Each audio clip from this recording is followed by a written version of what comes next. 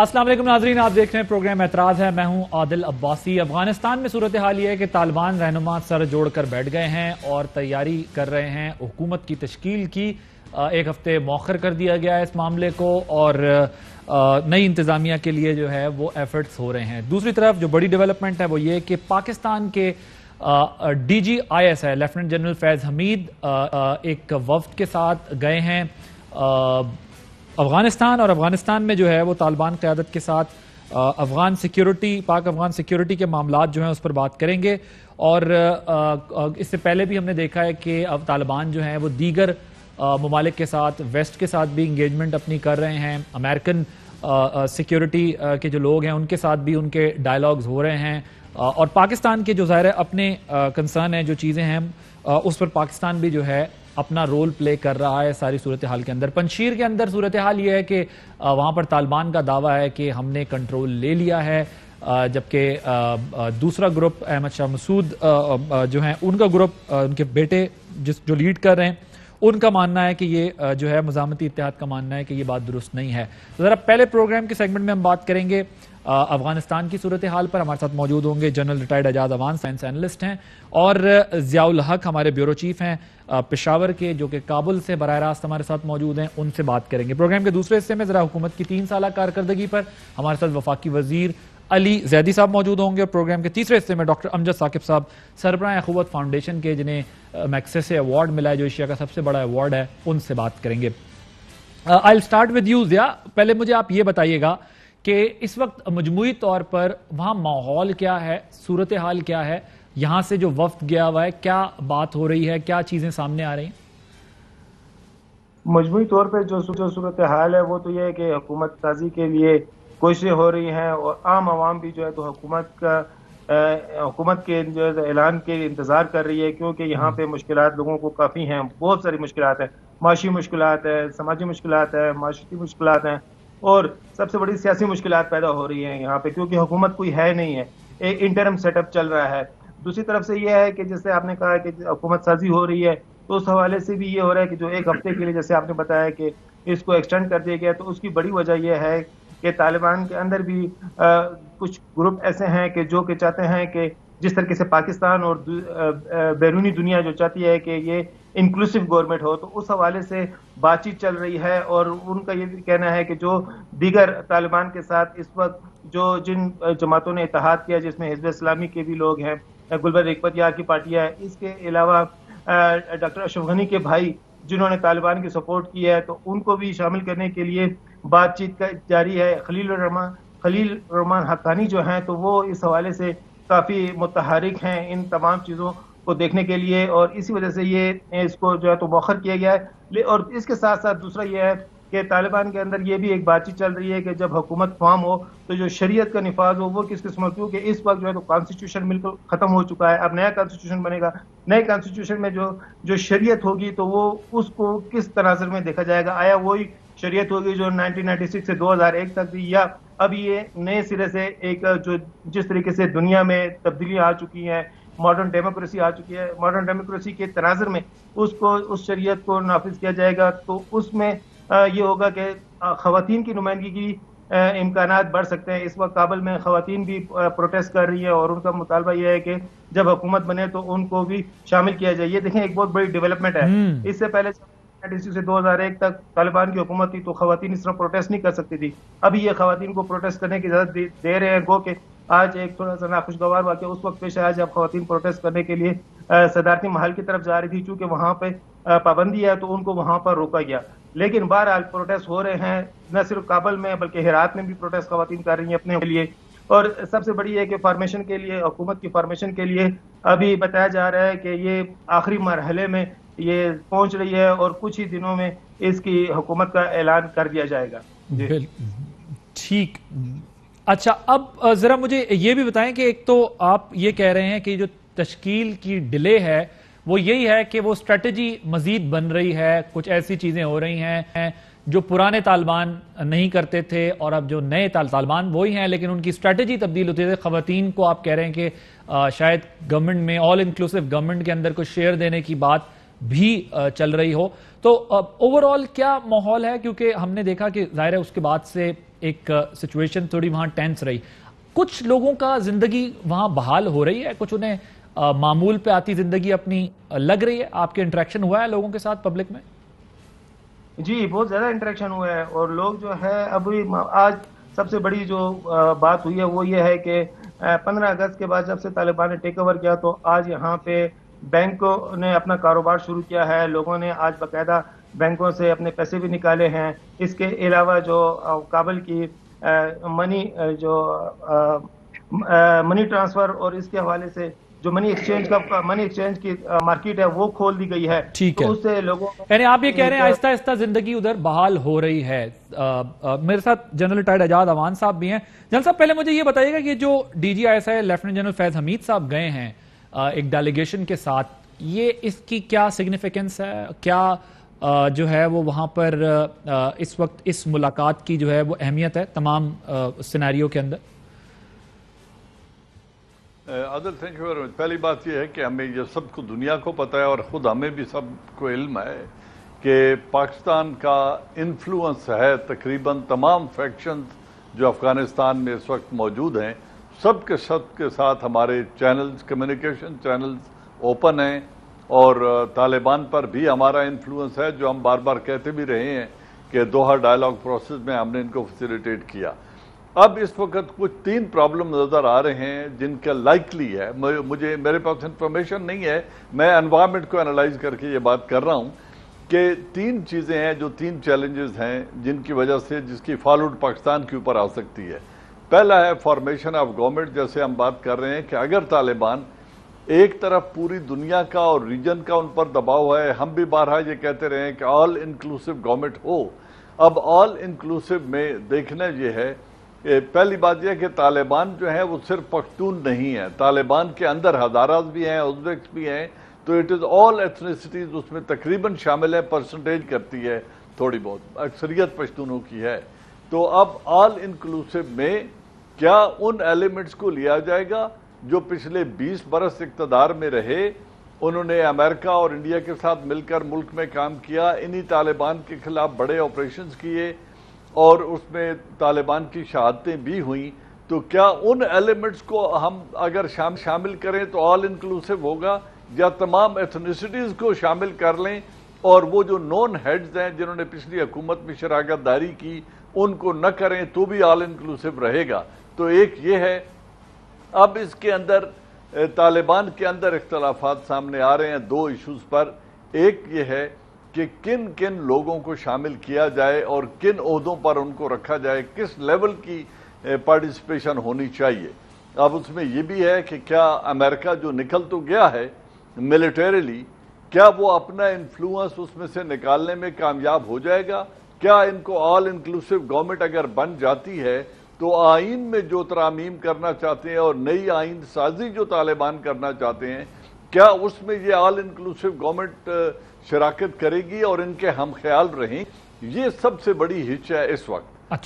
دوسری ہے خواتین کے جو مظاہرے ہو رہے ہیں اور جو خواتین کو اقتدار میں شراکت کی بات چیت چل رہی ہے, جس کو ویسٹ بہت زیادہ اس کو ہوا دے رہا ہے اور اس کو چاہتا ہے کہ ان کو شامل کیا جائے.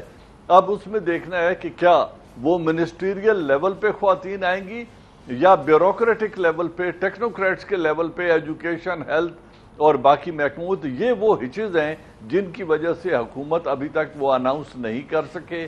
لیکن جنرل صاحب جو ابھی تک مشاورت کا اب تک جو ہم دیکھ رہے ہیں طالبان کا سٹانس, بہت ساری ایسے انہوں نے انیشیٹیوز لیے, بہت سارے ایسے سٹیپس لیے جس کی وجہ سے دنیا کو بھی, نیبرنگ کنٹریز کو بھی ایک سرپرائز ملا کہ طالبان جو ہے وہ بڑے چینج نظر آ رہے ہیں. کیونکہ اب ظاہر ہے جب گورنمنٹ فارم ہوگی, ایک فائنینشیل ریکوائرمنٹ ہوگی, آپ کی انٹرنیشنل کمیونٹی کے ساتھ انٹریکشن ہوگا, آپ کو ٹریڈ کرنی ہوگی, آپ کو بہت سارے چیلنجز کا سامنا ہوگا. تو طالبان کی اب تک کی جو پوزیشننگ ہے, ابھی جو پوسچرز ہیں ان کے, یہ کہ ہم یہ کر رہے ہیں, خواتین مارننگ شو دیکھ لیں, جس طرح حکومت میں شامل کرنے کی بات دیکھ لیں, بہت ساری چیزیں جو ابھی تک ہمارے سامنے آ رہی ہیں.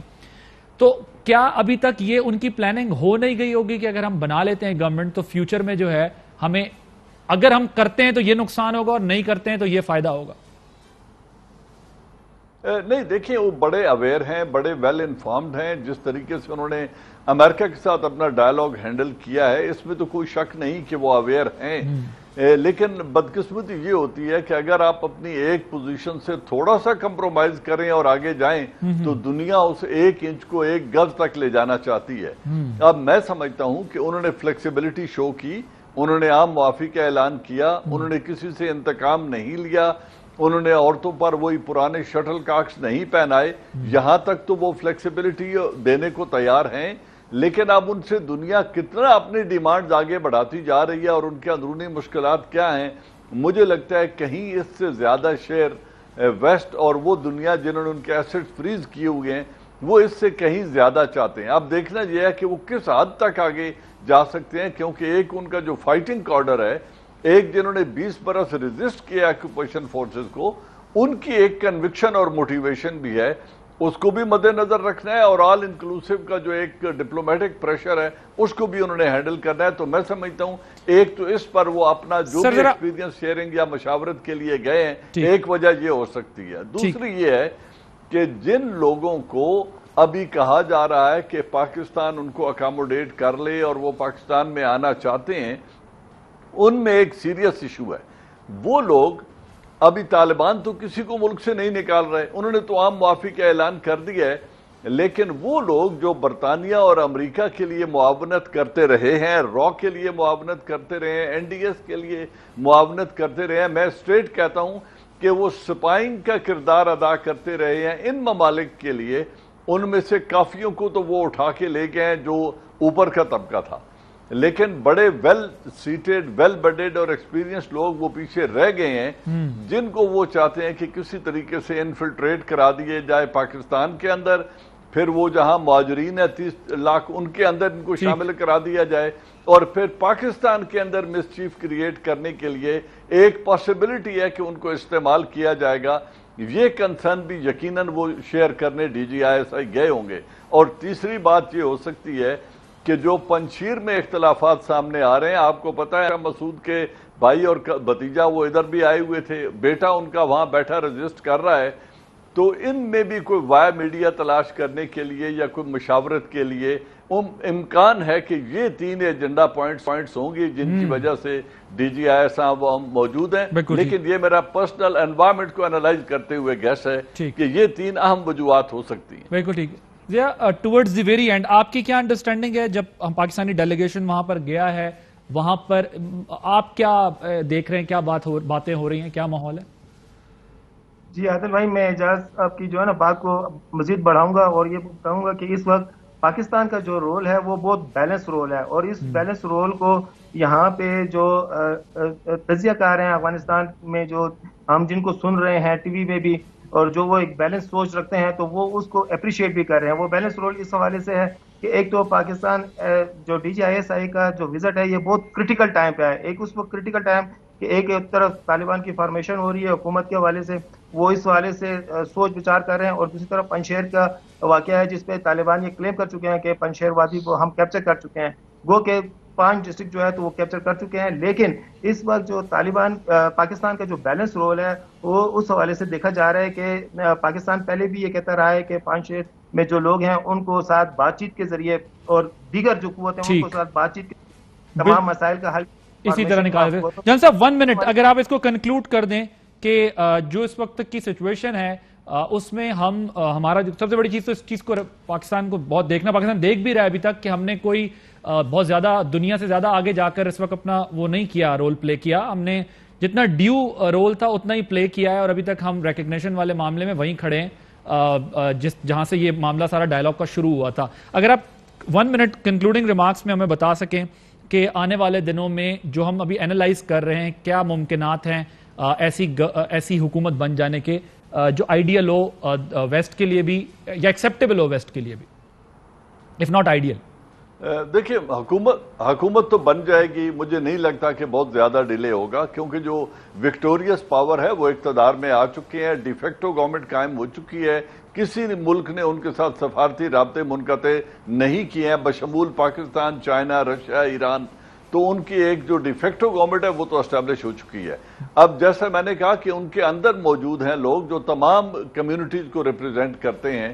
اگر وہ اپنا زمین پہ پاؤں جما کر ان کو اقتدار دے دیتے ہیں اور اگر کارزائی کو باہر رکھتے ہیں یا عبداللہ کو باہر رکھتے ہیں اور مشاورتی رول تک ان کو بیچ میں رکھتے ہیں تو دنیا کو یہ ایکسیپٹیبل ہونا ہے اور ایکسیپٹیبل تو کرنا پڑے گا کیونکہ لوگ امن چاہتے ہیں. اور اگر کوئی پاپولر اپرائزنگ نہیں ہوتی طالبان کے اگینسٹ تو پھر جو بھی سیٹ اپ وہ لے آئیں وہ دنیا کو ایکسیپٹیبل ہوگا. Thank you very much general retired Awan صاحب. ضیاء الحق ہمارے بیورو چیف موجود ہیں کابل میں, وہاں سے بتا رہے تھے. بریک لیں گے, بریک کے بعد جب واپس آئیں گے تو ہمارے ساتھ علی زیدی صاحب ہوں گے, وفاقی وزیر اور حکومت کی کارکردگی پر بات ہوگی. جی ویلکم بیک. اب ہمارے ساتھ موجود ہیں وفاقی وزیر بحری امور علی حیدر زیدی صاحب. علی زیدی صاحب سے ذرا بات کریں گے. 3-4 ایشوز ہیں بڑے امپورٹنٹ. ایک تو یہ ہے کہ ظاہر پی ٹی آئی گورنمنٹ کے 3 سال پورے ہو گئے ہیں, کارکردگی رپورٹ بھی اپنی دی, لیکن کئی ایسی چیزیں ہیں جو اس وقت سوال جن پر اٹھ رہا ہے. کراچی پر بات کریں گے. کراچی سے تعلق ہے, کراچی کی سچویشن ہم سب کے سامنے ہے. پھر بارش ہوئی, کراچی ڈوبا ہوا تھا. کیا کیا وفاقی حکومت, کس حد تک جو ہے وہ ہیلپ کر سکتی ہے سارے معاملے میں, اور کچھ اور ایشوز کے اوپر امپورٹنٹ بات کریں گے. علی زیدی صاحب thank you very much for joining us. مجھے سب سے پہلے جو ہے دن بعد آیا آپ کے شو میں. جی کافی دن بعد آیا. آپ آتے نہیں ہیں. میں تو آ جاتا ہوں. نہیں بلایا کریں گے اب آپ کو ریگولر. مجھے یہ بتائیے گا کہ کراچی میں بارش ہوئی پھر ڈوب گیا. میں کراچی سے اس لیے سٹارٹ کر رہا ہوں کہ اس وقت کراچی اور پھر آپ کا تعلق ہے وہاں سے, کراچی ڈوب گیا. کراچی میں وفاق سے ایم این اے میں آپ کی گورنمنٹ ہے, صوبے میں پیپلز پارٹی کی گورنمنٹ ہے, ایم کیو ایم کہتی ہے ہم اس. کراچی والے کیا اسی طرح دیکھتے ڈوبتے رہیں گے؟ لوڈ شیڈنگ وہاں ہوئی, پانی وہاں کھڑا ہو جاتا ہے, آپ لوگ نکلے ساتھ, 3 پارٹیوں کے لوگ کھڑے ہوئے, پھر پانی وہیں کھڑا ہوا ہے, اب آپ ساتھ نہیں کھڑے ہوئے. اچھا تھوڑی یادداشت کے لیے میں آپ کو 2019 میں بارش اس سے زیادہ ہوئی تھی, پانی کھڑا ہوا تھا. سوال ہے وہی کراچی تھا, کیوں پانی سارا بہہ گیا تھا, کیوں ڈوبا نہیں تھا کراچی؟ پھر آپ کو یاد دلاتا ہوں 2020 میں نے ساری جگہ پورے پاکستان آپ نکال کے چلا بھی دیں, میں نے کیا کہا تھا, کراچی بریس یور سیلف, ڈوبنے جا رہے ہو. بارش سے پہلے, بارش شروع ہوئی تو اس سے پہلے ہفتہ پہلے میں نے کہا بریس یور سیلف, ڈوبنے جا رہے ہو. اس دفعہ اتنا نہیں ڈوبے گا میرے خیال میں, لیکن پھر بھی انفراسٹرکچر ڈیمیج ہوگا. میں نے صبح جب میں آ رہا تھا تو تباہی تھی. وہ ایک روڈ ہے وہ جو بلوچ فلائی اوور جسے کہتے ہیں, جو بائی پاس, وہ مجھے کچھ گھنٹہ لگ گیا آن اے ویکینڈ, بیکاز وہ ساری روڈ ہی بہ گئی ہے گوئنگ شارع فیصل کی طرف جو جاتی ہے. سر آپ کی جو کراچی کی مہم تھی 2019 میں, آپ کہتے ہیں کہ ہم نے اس سے تو نکال لیا, اس سے ہوا کیا میں بتاتا ہوں, لیکن اس کا فردر کیا ہوا؟ میں عادل ختم کر دیں. 2019 میں نے ریئلائز کیا کہ سارے جو اسٹارم ڈرینز ہیں نا وہ, اور یا گٹر لائن سے زیادہ اسٹارم ڈرینز جو بڑے بارشی نالے بنے ہوئے ہیں کراچی میں ہسٹوریکلی, وہ چوک ہو چکے ہیں. تو میں نے ایف ڈبلیو او کے ساتھ سینکڑوں دفعہ بات ہو چکی ہے, ان سے درخواست کر کے بغیر حکومت سے پیسے لیے, پرائیویٹ لوگوں سے پیسے اکٹھے کیے, کوئی 9 کروڑ 80 لاکھ روپے کچھ. ایف ڈبلیو کے نے اکاؤنٹ کھولا, اس میں ڈالنا شروع کیا. ہم نے کہا صرف یہ چوک پوائنٹ کھول دیں, چوک پوائنٹ کھول دیں تاکہ بارش کا پانی بہ جائے. تو اس وقت بھی ہم نے 10 کروڑ سے بھی کم میں ہم نے یہ سارا کام کر دیا تھا, اور پانی سارا بہ گیا. افسوس یہ ہے کہ اس پانی کے ساتھ بہت سارا کچرا بھی سمندر میں گیا, کیونکہ الٹیمیٹلی سمندر میں جانا ہے. اب یہ کچرا اٹھانے کا کام M N A M P A کا ہے یا لوکل گورنمنٹ کا ہے, جو کہ سندھ پروونشل گورنمنٹ کے اندر آتی ہے؟ اس کا جواب مجھے کوئی دے دے. 2020 میں نے یہ نہیں کیا. آپ کے ٹی وی کینکر جہاں بیٹھ کے کچرا منسٹر, مجھے کوئی فرق نہیں پڑتا تھا, مجھے جو مرضی گالی دے لیں کچھ بولیں, میرا شہر نہیں ڈوب رہا تھا. اگلے سال نہیں کیا. جب نہیں کیا کیونکہ ہم نے کہا ہم کر لیں گے, جب نہیں کیا تو پھر ڈوب گئے. اس سال کیونکہ federal government again federal government, صوبائی گورنمنٹ کا کوئی پیسہ نہیں ہے. فیڈرل گورنمنٹ نے جو بڑے نالے ہیں, محمود آباد نالا یا اورنگی ٹاؤن نالا, وہاں بہت صفائی کی ہے, وہاں سے انکروچمنٹ ہٹائی ہیں, اور جو نہیں ہٹی اس کی کوشش ہو رہی ہے. سائڈوں میں روڈز بن رہی ہیں, بہت ملینز آف ٹنز پتہ نہیں ٹریش نکالا ہے. سو میں یہ سمجھتا ہوں کہ اتنی زیادہ ڈیوسٹیشن نہیں ہوگی جتنی لاسٹ ایئر ہوئی. یہ میری دعا بھی, امید بھی, اور مجھے نظر بھی ایسے آ رہا ہے, لیکن تھوڑی بہت ضرور ہوگی. انفراسٹرکچر سارا 2 نمبر کا کام کیا ہوا ہے, وہ تو خراب ہوگا, روڈیں شوٹیں بہ جائیں گی, جیسے میں نے آپ کو اگزامپل دی. ٹھیک، لیکن انہوں نے تو کرنا ہی نہیں. دیکھیں نا آپ ہم سے پوچھ رہے ہیں, مطلب آپ بھی سوال مجھ سے. میں آپ سے اس لیے پوچھ رہا ہوں کہ دیکھیں سندھ گورنمنٹ کی رسپانسبلٹی تو اپنی جگہ ہے. آپ خود فیڈرل میں آپ کی پارٹی ایم این ایز وہاں سے, فیڈرل منسٹرز وہاں سے, کراچی سے تعلق آپ کو پتہ ہے. پہلے فیصل تھا وہ ایک میں رہ گیا, مگر وائس ہے نا سنی جاتی ہے. صدر پاکستان بھی کراچی سے ہیں, گورنر جو ہیں وہ ظاہر ہے کراچی. سوال میں آپ سے اس لیے اور پھر آپ لوگ اس کلین کراچی مہم کا حصہ رہے ہیں. مل جل میں نے شروع کی تھی لیٹس کلین کراچی, حصہ کیا رہے ہیں سب سے مراد مل جل کے شامل ہو. مجھے بتائیں نا, میں جس دن بارش پڑی تھی اس دن میں گاڑی میں, آپ کو میں میرے ٹویٹر پہ کلپس دیکھ لیں, ٹی وی پہ میں بھی گاڑی میں, اس وقت وسیم اختر صاحب میئر تھے وہ بھی میری گاڑی میں, اور ناصر شاہ صاحب اس وقت منسٹر تھے وہ بھی میری گاڑی میں. میں دونوں کو لے کے گیا تھا چونکہ میں نے کہا سارے اونرشپ لیں, لیکن میں وزیر ہوں بحری امور کا, میں میئر تو نہیں ہوں کراچی کا. تو آپ کے خیال میں سندھ حکومت نے جو ریمیننگ کام تھا وہ نہیں کیا, جس کی وجہ سے یہ ابھی بھی نہیں کر رہے. دیکھیں نا کیا آپ district central D M Cs کے نالے صاف نہیں ہیں, اس وجہ سے نہیں صاف ہیں, گٹر کلاگز ہیں, نالے صاف نہیں. جو ہم کر سکتے ہیں ہمیں وہ ایس ڈی جی سی فنڈز میں ملتا ہے پرائم منسٹر کی. ہم نے جتنا کام کیا وہ لوگ 3 سال 4 کہتے ہیں 30 سال بعد یہ روڈ بنی اور یہ پانی کی لائن ہے, یہ گٹر کی لائن ہے, وہ آگے سے کھود دیتے ہیں آگے. سر مرتضیٰ وہاب صاحب ایڈمنسٹریٹر بنے, ابھی بنے نا, ان کو موقع. میں تو دیکھیں آپ ساتھ بیٹھ جائیں, بیٹھ کے ان کو اپنی ہیلپ دے دیں, ان سے ان کی ہیلپ لے لیں, بیٹھ کے بات کریں کراچی ایڈس کو نکالیں. میری بات سنیں, بڑے لوگوں نے تنقید بھی کی ان کے اوپر, اور میں بھی یہ تنقید ان کے اوپر کر رہا ہوں کہ اگر سندھ کے اندر لوکل باڈیز الیکشن ہونا ہے تو پھر ایک نیوٹرل بندے کو بٹھانا چاہیے تھا. یہ نیوٹرل تو نہیں ہے, یہ ایڈوائزر ہیں سی ایم کے اور پیپلز پارٹی کے ممبر ہیں, جو ان کی مرضی ہے. مطلب پالیٹکس میں تو ان کی میں کچھ ان کو نہیں کہوں گا, لیکن کوئی بائنڈنگ بھی نہیں ہے نا, کانسٹیٹیوشنل بائنڈنگ بھی کوئی بائنڈنگ نہیں ہے. لیکن ایک کانسٹیٹیوشنل بائنڈنگ تو یہ بھی نہیں ہے کہ اپوزیشن کو سیٹ ملتی ہے پبلک اکاؤنٹس کمیٹی کی. کوئی کانسٹیٹیوشن میں بائنڈنگ نہیں ہے, وہ تو کاغذ ہے جو سائن کیا ہے, وہ مذاق جمہوریت اس میں لکھا ہوا ہے. تو یہاں پہ تو ہے, ہم نے دی ہوئی ہے نا, ہم نے تو یہاں دی ہوئی ہے نا, سندھ میں دی ہے انہوں نے. ایک بھی کمیٹی میں, کسی کمیٹی میں ممبر بھی نہیں ہے. آپ میری طرح غور سے بات سمجھیں, میں آپ سے کیا کہہ رہا ہوں. ایک ہوتی ہے کمیٹی کی چیئرمین, میری کمیٹی ہے میری ٹائم افیئرس کی, نیشنل اسمبلی کی اسٹینڈنگ کمیٹی. عامر مقصی صاحب اس کو چیئر کرتے ہیں, پیپلز پارٹی کے ہیں. سینیٹ کی اسٹینڈنگ کمیٹی ہے, وہ سینیٹر صاحبہ جو چیئر کرتی ہیں وہ پیپلز پارٹی کی ہیں. سندھ میں آپ کہہ رہے ہیں کہ ہمیں اس طرح سے وہ forget about committee chairs, membership بھی نہیں ہے, ہم ممبر ہی نہیں ہے کسی کمیٹی. مگر آپ لوگ اس پہ بیٹھ کر ساتھ دیکھیں, لوڈ شیڈنگ کراچی میں ہوتی ہے, ٹریفک جیم کراچی میں ہوتا ہے, انفراسٹرکچر خراب وہاں کا ہو رہا ہے. اب میں ذرا میں چلیں تھوڑا مجھے چانس دیں. شہباز شریف صاحب کراچی گئے, انہوں نے کہا, رونا آ گیا انہوں نے 3 باتیں انہوں نے کہا کہ کراچی کے حالات دیکھ کر مجھے رونا آتا ہے. ان کو اپنی بدقسمتی سنیے گا انہوں نے کیا کہا. یہ کراچی شہر کماؤ شہر ہے. آج ہم نے 72 سال اس شہر کے ساتھ سوتیلی ماں کا سلوک کیا ہے. اس طرح نہیں ہوگا. اگر پی ڈی ایم کو اللہ تعالیٰ نے موقع دیا, ہم مل کر پاکستان کے اندر ایک ویلفیئر اسٹیٹ بنائیں گے اور انشاءاللہ اس ملک کے کروڑوں عوام کو تعلیم اور علاج کے مفت وسائل مہیا کریں گے. شہباز شریف صاحب نے کہا کہ اچھا ایک دفعہ پتہ کیا ہوا, میں آج پہلی دفعہ شہباز شریف سے ایگری کر رہا ہوں. کہہ رہا ہم نے, میں ایگری کرتا ہوں, انہوں نے کیا ہے, انہی کی حکومت رہی ہے, انہی کے بھائی 3 دفعہ وزیر اعظم بنے ہیں, وہی بیٹھے رہے ہیں. انہوں نے یہ پارٹنرشپ کی 5 سال زرداری کے ساتھ, پھر زرداری کے بعد خود حکومت میں آ گئے تو زرداری نے ان سے پارٹنرشپ کی. تو یہی تھے, اور کس نے کیا ہے, ہمیشہ یہی پارٹنر تھے. میں ایگری کرتا ہوں, یہ ٹھیک کہہ رہے ہیں, انہوں نے کیا ہے. پھر آپ ان کی اس بات سے بھی ایگری کرتے ہیں کہ شہباز صاحب کہہ رہے ہیں کہ نیشنل گورنمنٹ ٹائپ, انہوں نے کہا ایک قومی حکومت بننی چاہیے, اور ساتھ میں اب انہوں نے کہا کہ مڈ ٹرم الیکشن بھی جو ہے وہ ہونا چاہیے. اس کا ایک محاورہ ہے, early election, mid term election کی باتیں ہو رہی ہیں کافی. اس کا ایک محاورہ ہے, وہ ایک محاورہ ہے, وہ کہتے ہیں حلوائی کی دکان پہ نانا جی کی فاتحہ. مانے کھڑے ہو جائیں کسی کی دکان, حلوائی کی دکان پہ, اور کھڑے ہوئے لوگ, وہ آئے, انہوں نے کہا آپ کیا کریں, بولے میں فاتحہ دے رہا ہوں, انتقال ہو گیا کسی کا, تو کیا فاتحہ دی تھی, انہوں نے کہا آپ سب کھا لیں. وہ ان کی دکان تو نہیں, ان کے پیسوں سے نہیں, حلوائی کی دکان پہ نانا جی کی فاتحہ. کس بات کی یہ باتیں کر رہے ہیں, احمقانہ منطق ہے, کس بات کا؟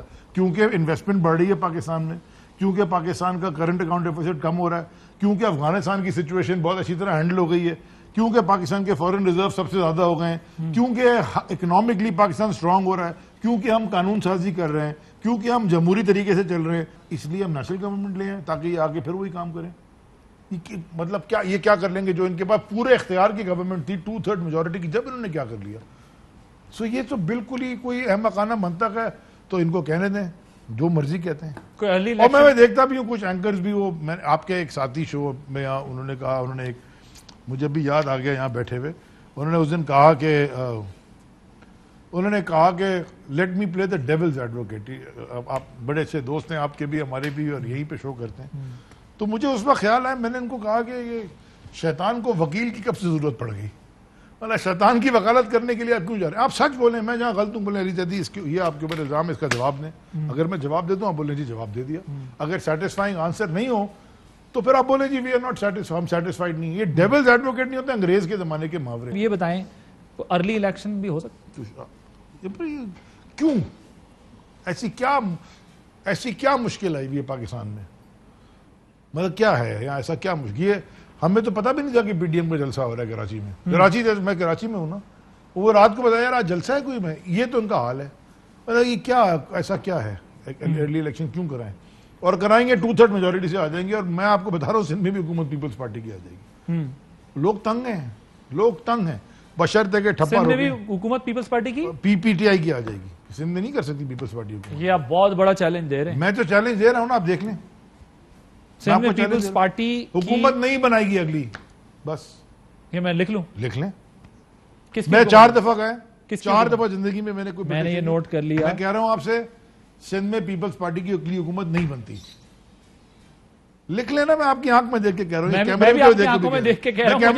مجھے لگتا ہے اس وقت پیپلز پارٹی کی ریپلیسمنٹ سندھ میں نہیں بنی ہے. پیپلز پارٹی کی حکومت سندھ میں نہیں بنے گی اگلی. چلو اچھا چلیں جی, یہ بھی طے ہو گیا آپ کی طرف سے کہ پیپلز میں پارٹی. آپ کو اپنی میرا یہ خیال ہے کہ پیپلز پارٹی کی ریپلیسمنٹ سندھ میں ابھی نہیں ہے. فیوچر جو ہے نا وہ ٹیرٹ کارڈ والے دیکھتے ہیں, میں وہ نہیں ہوں. اور وہ ٹیرٹ کارڈ میں یقین نہیں کرتا. میں صرف یہ کہہ رہا ہوں, اب آپ یہ تو کیا بیٹھیں کہ سندھ میں گورنمنٹ پیپلز پارٹی. میں آپ کو اپنی پریڈکشن دے رہا ہوں, میری پریڈکشن ہے, اور میں نے اللہ تعالیٰ نے عزت رکھی ہے, پہلے 2-3 دفعہ کی, وہ شاید تکے میں ٹھیک ہو گئی یا ویسے ٹھیک ہو گئی. لیکن جو حالات مجھے نظر آ رہے ہیں, میں آپ کو اس کیمرے میں دیکھیں, آپ کو نہیں اب دیکھنا تھا کہ سارے دنیا بھی دیکھیں. سندھ میں اگلی حکومت 2023 کے الیکشن میں, 2023 کے الیکشن میں تحریک انصاف پیپلز پارٹی کی حکومت, سندھ میں پیپلز پارٹی کی حکومت نہیں بنے. تو کس کی بنے گی؟ دیکھیے گا تو بنے گی کس کی؟ ہم ہی ہیں, اور کون ہے. لیکن میں یہ نہیں اپنے سر پہ تاج نہیں رکھ رہا, ان کی نہیں بنتی. ٹھیک ہے چلے جی, یہ آپ نے دعویٰ کر دیا ویسے بہت بڑا. میں آپ سے کہہ رہا ہوں نہیں بنتی. آپ چلائیے گا, مجھے ذلیل کیجیے گا کلپ چلا کے, یہ کہتے تھے علی زیدی ہمارے شو میں آ کے, یہ تو آپ لوگ بریلینٹ کام کر رہے ہیں. مجھے کہو نہ چھوڑیے گا. اچھا جی, پھر میں اگر ہار گیا تو میں یہاں بیٹھ کے جسٹیفائی کرتا رہوں گا. تو پولیٹیشنز اور اینکرز کا کام یہی ہے, لیکن بنے گی نہیں ان کی حکومت. یہ کلپ بہت کام آئے گا فیوچر میں آپ انشاءاللہ. ٹھیک ہے. کینٹونمنٹ کے الیکشن میں ان کو رہانے کے لیے الیکشن کمیشن نے کینٹونمنٹ کے الیکشن میں آپ لوگوں کی جو درخواست تھی فوج کو ڈپلوائے کرنے کی, وہ مسترد کر دیا. اور اب کینٹونمنٹ کے الیکشن ہو رہے ہیں, لوکل باڈیز بھی آگے. میں اگر یہ مسترد ہو گئی ہے, یہ مجھے ابھی بتایا آپ نے, اگر یہ مسترد ہو گئی ہے, میں پرسنلی آپ کو کہہ رہا ہوں, آپ کے شو میں یہ بھی بریکنگ نیوز چلا دیں, میں منڈے کو جاؤں گا کورٹ میں اور میں یہ کہوں گا کہ فوج اندر باہر کھڑی ہو. میں ٹرسٹ ہی نہیں کرتا پیپلز پارٹی کے.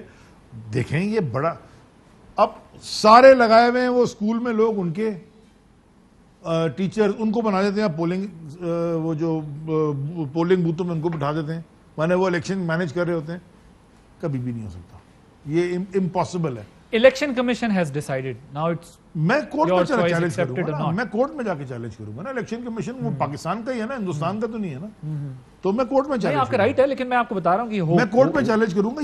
یہ کبھی اگر آپ نے الیکشن کرا, یہ ٹھپا ماسٹر بدماشی, یہ بیگ بھرے ہوئے, ابھی 249 میں کیا ہوا مجھے بتائیے. یہی الیکشن کمیشن تھا نا. اسی 249 کے الیکشن میں جب ری کاؤنٹ ہونے لگی تو بیگ کھلے ہوئے آئے, اور ایک فارم ہوتا ہے جس میں لکھا ہوتا ہے کہ کس پولنگ اسٹیشن میں کتنے بوتھ, وہ فارم بھی نہیں دے رہے. اور آپ کو یہ بھی نہیں پتا کہ اس پولنگ اسٹیشن کا بیگ ہے, اس میں کتنے ووٹ آئے تھے, مطلب کتنے ووٹ رجسٹرڈ ہیں, وہ نہیں بتا رہے آپ کو. لیکن بیگ کھلے ہوئے آ رہے ہیں انسیلڈ, کہہ رہے ہیں گن لو. مطلب میں نے ان کو اپنے کینڈیڈیٹ کو کہا گھر چلے جاؤ, ڈونٹ ویسٹ یور ٹائم, اس کو ایکسرسائز کو لیجیٹیمائز کرو ہی نہیں وہاں بیٹھ کے. ٹھیک ہے. بلدیاتی انتخابات, پیپلز پارٹی 14 سال سے وہاں بیٹھی, انہوں نے کیا گٹر ہم صاف کر رہے ہیں فیڈرل گورنمنٹ. وائی وڈ مجھے ریزن بتا دیں ان کو ووٹ دے گا کیوں کوئی. انٹیریئر کے اندر تو تھوڑا فیوڈلزم ہے, علاقے کے بڑے ہیں وہ, یہ ان کی آپس میں لڑائیاں ہیں, زمینوں کے مسئلے ہیں, وہ they don't have a choice, ان کو جانا پڑتا ہے. اوپر سے یہ ہماری یہ پیپلز پارٹی نہیں ہے تو پوری سندھ حکومت سے. You are now accepting my point کہ they don't have a choice. Sindh حکومت سے, They still have no replacement in Sindh. میں آج کی بات کر رہا ہوں کیونکہ پوری حکومت ہے نا, آپ پیپلز پارٹی سے نہیں, آپ پوری, لیکن آپ وہ کو بڑی بے دردی سے, بنیادی وجہ یہ کہ پی ایم ایل این اور پی ٹی آئی نے سندھ میں اس طریقے سے ورکنگ ہی نہیں کی کہ ریپلیسمنٹ کرنا. میں آپ سے اس بات پہ ایگری کرتا ہوں, نہ فوکس اور نہ ورکنگ. میں آپ کو ایگری کرتا ہوں نا کہ ہماری ویکنیسز رہی ہیں, میں یہ اس بات پہ کوئی ڈاؤٹ ہی نہیں ہے, لیکن دیکھیے آج آپ پیپلز پارٹی سے نہیں ہیں, وہ بڑی بے شرمی سے پوری کی پوری اسٹیٹ کے ریسورسز جو ان کے ہاتھ میں اویلیبل ہیں وہ استعمال کرتے ہیں. پولیس ان کے پاس ہے, ڈی سیز انہوں نے لگائے ہوئے ہیں, پانی وہ روک لیتے ہیں, اریگیشن منسٹر ان کا ہے, they will use all resources to damage you, اور یہ کرتے ہیں وہ, سب کو پتہ ہے. اوکے, اس لیے بڑا مشکل ہے ان کے خلاف بولنا. وہ الطاف حسین کے بعد اب زرداری ہے, جیسے وہ گیا نا یہ جائے, یہ بھی بڑا اسٹیٹمنٹ. آپ کی 3 سال گورنمنٹ کو ہو گئے ہیں, جو بات کی تھی کہ ہم نے کروڑوں نوکریاں دینی ہیں, وہ کہاں ہیں؟ دیکھیے عادل, یہ پرانی والی کہانی جو تھی نا کہ حکومت, میں آپ کو اپنے وزارت سے بتاتا ہوں, وہ جو ایک کے پی ٹی ہے 5000 آدمی بھرتی ہوئے تھے. 89 میں بی بی صاحبہ نے شہید نے بھرتی کیے, 2012 میں جاتے آتے بابر غوری نے بھرتی کی, چل رہا ہے کیس آپ کو ہوتا ہے 2012 کا, اس میں کچھ اچھے لوگ بھی ہو گئے, کوئی ایسے بھی ہو گئے, کوئی میرٹ نہیں. 5000 لوگوں کی جگہ نہیں ہے وہاں پہ, لیکن رکھے ہوئے ہیں, اور وہ ایسے لوگ بھی رکھے ہوئے ہیں جو کچھ میں نے کہا بہتر ہیں, اور کچھ کو آپ کسی جگہ نہیں رکھو گے. یہ اسے کہتے ہیں پولیٹیکل بھرتیاں, جو کہ اسٹیل مل میں ہوا, جو کہ پی آئی اے میں ہوا, جو کہ ہر اسٹیٹ اون انٹرپرائز اس ملک میں جو تھی ایس او وی, اس کے ساتھ انہوں نے تباہی کی.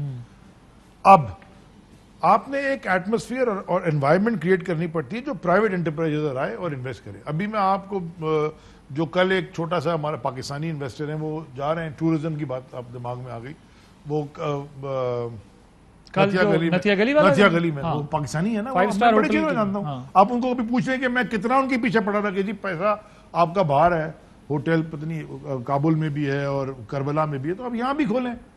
تو انہوں نے جو بھی کر کے بڈنگ کی, جو بھی ٹینڈر واٹ ایور. میرا کام تو یہ نا کہ جتنے دنیا میں انویسٹرز ہر ایک میں جا کے لے کے آئے, وہ تو کراچی میں بھی لگانا چاہتے تھے لیکن وہاں کے ایشوز دوسرے ہیں. انوائرمنٹ کریٹ کریں, 1 کروڑ نہیں 10 کروڑ نوکریاں لوگوں. آپ مجھے ایک ایگزامپل, فیصل آباد یاد ہے آپ کو, لوگ جو ہے نا فیکٹریاں بند کر کے ریئل اسٹیٹ کے پروجیکٹ لگا رہے تھے, اب ان کو لوگ نہیں مل رہے. فیصل آباد میں ٹیکسٹائل کی ادھر پہنچ گئی ہے, تو کتنی نوکریاں بڑھی. پرائیویٹ سیکٹر سے آپ کہہ رہے ہیں کہ ان کو انوائرمنٹ کریٹ کر کے جاب اپرچونٹیز کریٹ کریں گے, لیکن towards the very end, because we are running out of time, brief. عوام کی مہنگائی سے چیخیں نکل گئی. مہنگائی کیسے کم؟ گلوبل فینومنا ہے, ہر چیز مہنگی ہو گئی ہے. فریٹ جو کراچی سے امریکہ ایک کنٹینر $2,500 میں آتا تھا, اب 9,000 میں جا رہا ہے.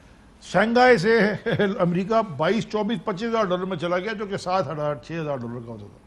گلوبل فینومنا ہے, بٹ اس کو ایڈریس کرنے کے لیے پرائم منسٹر ہر ہفتے میٹنگ لیتے ہیں. ٹائم کم ہے, لیکن 2 باتیں مشکل ہو گیا ہمارے سب کے لیے کہ انڈسٹریلسٹ کو ریلیف مل رہا ہے, ایلیٹ کو ریلیف مل رہا ہے, چلیں بزنس انوائرمنٹ کے لیے مل رہا ہوگا, لیکن عام بندے کو ریلیف ملتے ہوئے گلوبل فینومنا نہیں. بزنس کے لیے بھی دیکھیں گورنمنٹ, پولیٹیکل گورنمنٹ سبسیڈائز کسی حد تک چیزوں کو اس لیے کرتی ہیں کہ عوام پہ ڈائریکٹ برڈن پاس آن نہ. ہم کر رہے ہیں, سبسیڈائز نہیں کر رہے ہیں. کہ ڈومیسٹک کی گیس میں سبسیڈی نہیں ہے. گیس جو ہم امپورٹ کر رہے ہیں وہ کتنی مہنگی کر رہے ہیں اور دے کتنے سستے میں رہے. فوگیٹ زیرو ریٹڈ انڈسٹری جو ڈومیسٹک کنزیومر کو دے رہے ہیں وہ بھی سبسیڈائز. بٹ بجلی کا بل دیکھنا کدھر ہے. تو میرا کہنا ہے کہ اٹس اے کیچ 22 سچویشن. مہنگائی آپ کے لیے ایک بہت, اور اس کو انشاءاللہ ایڈریس ہم نے کرنا ہے. Thank you very much. Ali Zehri صاحب, منسٹر پورٹ اینڈ شپنگ, ہمارے ساتھ موجود تھے. ایک بریک لیں گے, بریک کے بعد جب واپس آئیں گے تو ہمارے ساتھ موجود ہوں گے میکسیسے ایوارڈ لینے والے پاکستان کے نامور فلنتھراپسٹ جنہوں نے ایشیا کا سب سے بڑا ایوارڈ لیا, ڈاکٹر امجد ثاقب صاحب. ان سے بات کریں گے کہ کیسے ایک عام بندے کی زندگی بہتر بنائی جا رہی ہے اور مزید بنائی جا سکتی ہے. After this break. Welcome back. Doctor صاحب, پہلے تو آپ کو بہت بہت مبارک ہو اتنے بڑے ایوارڈ کی, ایشیا کے سب سے بڑے ایوارڈ کی, اور آپ نے سود سے پاک کاروبار متعارف کروایا اور جس کی وجہ سے آپ کو خدا نے یہ عزت بھی دی. ملک میں ہم اگر صرف پاکستان کی بات کریں ڈاکٹر صاحب, تو کیسے غربت ختم یا کم کی جا سکتی ہے؟ کیا وہ ایلیمنٹس ہوں گے جو یہ کر سکتے ہیں؟ جی, سب سے پہلے تو میں آپ کا مشکور ہوں اللہ تعالیٰ کے فضل و کرم سے جو یہ ہمیں انعام ملا. یہ دراصل پورے پاکستانی قوم کا انعام ہے کہ ہماری یہ مشترکہ کاوش ہے. قوت کسی ایک شخص کی نہیں, اس پوری سوسائٹی کی جو بہترین چہرہ ہے نا اس کی نمائندگی کرتی ہے. تو الحمدللہ اللہ تعالیٰ کا شکر ہے. دوسری بات سر یہ ہے کہ آپ نے پوچھا کہ غربت کیسے ختم ہوگی؟ تو سب سے پہلے ہمیں سمجھنا پڑے گا کہ غربت ہے کیا۔ غربت ایک ہمہ جہت تصور ہے جس کو ملٹائی ڈائمینشنل کہتے ہیں۔ غربت سیاسی بھی ہے، غربت سماجی بھی ہے، غربت معاشی بھی ہے، غربت روحانی بھی ہے، غربت اخلاقی بھی ہے۔ یعنی یہ جتنے پہلو ہیں انسانی زندگی کے، اگر ہم ان میں بہتری لائیں گے تو ہم غربت سے نکلیں گے۔ اب صرف اگر آپ کہیں کہ معاشی غربت ہے تو پھر آپ کاروبار کرواتے ہیں، نوکریاں دیتے ہیں، پیسہ دیتے ہیں۔ سماجی غربت ہے تو آپ ایک ایسا معاشرہ تشکیل دیتے ہیں جس میں کوئی مولو مسلی نہیں ہوتا، جس میں تقوی فیصلہ کرتا ہے کہ کون بڑا ہے کون چھوٹا ہے۔ پھر آپ سیاسی غربت کی بات کرتے ہیں تو حقوق دینے پڑتے ہیں، لوگوں کو کہنے سننے بولنے لکھنے پڑھنے کی آزادی ملتی ہے۔ تو اسی طریقے سے اخلاقی اگر غربت ہے تو پھر ہمیں سچ بولنا پڑتا ہے، ہمیں ایک بہترین نظام کے ساتھ چلنا پڑتا ہے، ہمیں دوسروں کی عزت اور احترام کرنا پڑتا ہے اور دوسروں کے ساتھ وہی سلوک کرنا پڑتا ہے جیسا سلوک ہم خود اپنے لیے چاہتے ہیں۔ تو اب یہ مختلف جو میں نے آپ کو پہلو گنوائے غربت کے، اب اس کا کوئی ایک حل تو نہیں ہے۔ جس طرح یہ ہمہ جہت تصور ہے تو اس کے ہمہ جہت حل بھی ہیں۔ تو ہم نے سمجھا کہ سرمایہ دارانہ نظام جو ہے یا یہ جو ٹاپ باٹم اپروچ ہے یہ اس کا حل ہے، ایسا نہیں ہے۔ نہ تو یہ ایک سائڈ پر سرمایہ دارانہ نظام ہے اور دوسری ایکسٹریم ہے غربت، بھیک اور گداگری۔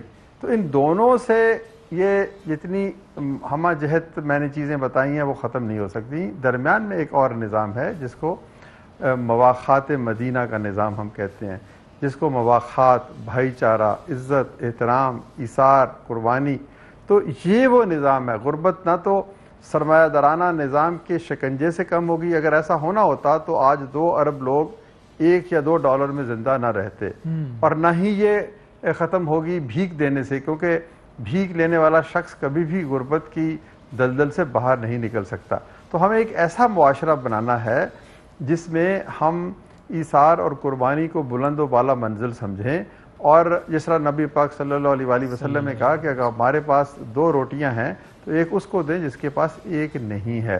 یہ تھا وہ معاشرہ جس کی بنیاد پر 1450 برس قبل ایک سماج تعمیر ہوا۔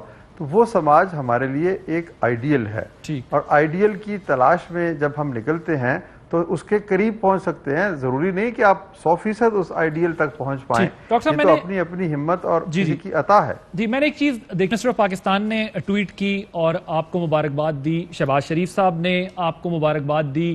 مطلب یہ میں اس کا کمپیریزن اس لیے ڈرا کر رہا ہوں کیونکہ government of the day, opposition, دونوں نے آپ کے ایوارڈ کو بھی اور ساتھ کردار اور کام کو بھی سراہا۔